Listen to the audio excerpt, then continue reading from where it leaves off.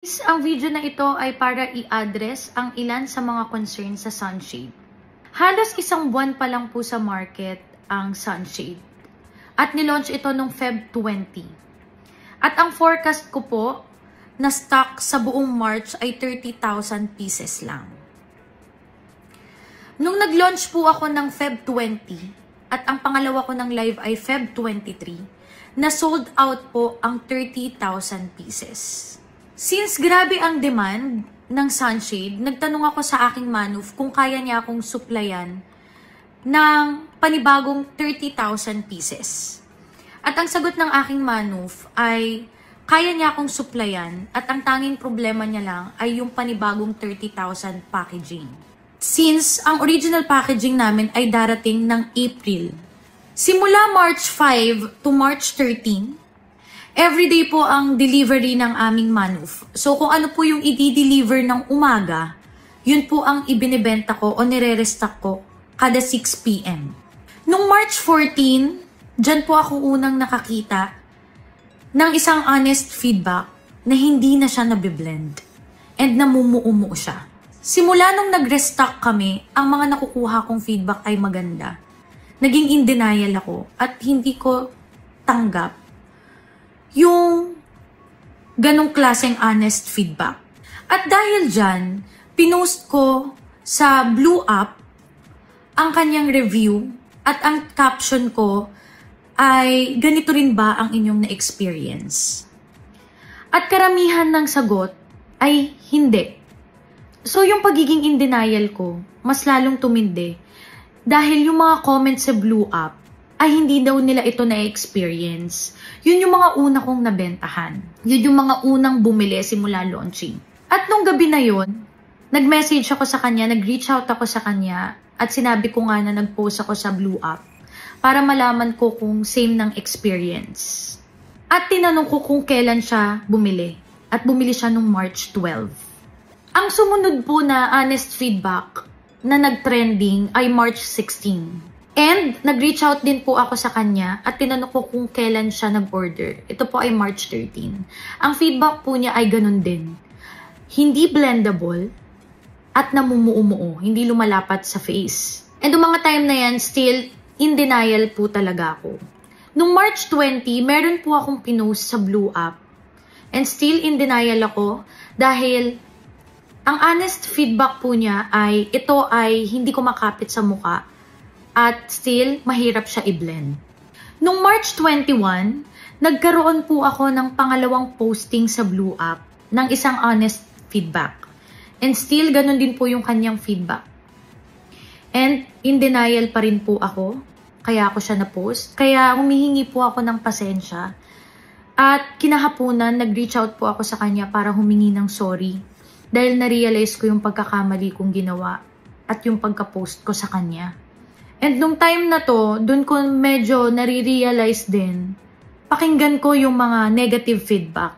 And simula March 21, up until now, tuloy-tuloy na po yung mga feedback na pare-parehas. Which is yun nga po yung ang hirap niyang i-blend and namumuumu siya. Simula March 24 ng 1 p.m., hinold ko na po ang lahat ng stock. So simula March 24, 1 p.m. up until now, hindi na po kami nagbebenta ng sunshade. Dahil po, ang ginawa ko ay simula nung hinold ko, nagpa-imbestiga ako, pina-investigate ko sa opisina namin lahat ng retention samples. Pati sa aking manuf, lahat ng retention niya, pina-investigahan ko sa kanya, at pinag-report ko sila sa akin. So kahapon ko po na-receive lahat ng report at ang letter ng aking manuf. Kung ano po ba talaga ang nangyari. So dahil po sa demand at pinilit ng aking manuf na isupply yung everyday na delivery, hindi po nila nagawang i-cure ng tama ang mga sumunod na batch. At ang mangyayari po kapag hindi na-cure ng maayos ang sunshade, mawawala po yung pagiging blendable niya. Kaya ang iba, inaabot po ng 3 linggo kaka-blend. Still, ang efficacy same, pero nawawala yung pagiging blendable niya. At dahil alam ko na kung ano yung pagkakamali, chinek ko ang retention checklist ng aking manuf at namin at dun ko nakita kung ano yung mga batch na inconsistent, kailan sila nagsimulang mag-supply ng hindi na-cure ng tama. Lahat po ng naka-order ng March 11 to March 24, 1 p.m. ay aking ire-refund. Ang tanging gagawin nyo lang po ay i-message kami sa Blue App at ibigay ang order number. So, ibabalik ko po sa inyo ng buo kung magkano ang binayad nyo, kasama po ang shipping. Bilang paghingi ng pasensya o pagpapakita ng sorry sa inyong lahat dahil nangyari ito. At isa pa mga VVs, gusto ko po sa inyong ipakita at iparamdam na ganun po kahalaga kayo sa akin. Lalo na sa mga nagtiwala at bumili. Since meron pong pagkakamali ang aking Manuf, na pag-usapan po namin na ito yung tamang gawin. Hindi na replacement. Bakit po March 11 to March 24 orders lang po ang aming i-refund? Dahil based po sa aming investigation and retention checklist, simula po nung March 11 delivery o March 11 orders to March 24, 1 p.m., dyan po nagkaroon ng inconsistency sa formula. And dyan po nagsimula na hindi tama ang curing time. At nung March 11 po, based sa aming retention samples, retention checklist, na iba na po ang consistency ng produkto compare sa na-approve ko talagang product.